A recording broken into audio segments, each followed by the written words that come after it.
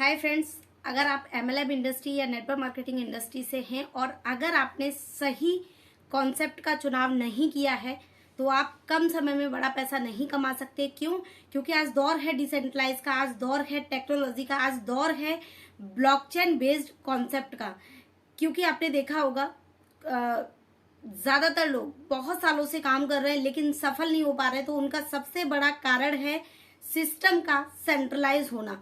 क्यों? क्योंकि वो देखकर कुछ आते हैं और कंपनियां अपने हिसाब से अपने फायदे के लिए कभी भी उसमें कुछ भी चेंजेस करती रहती हैं।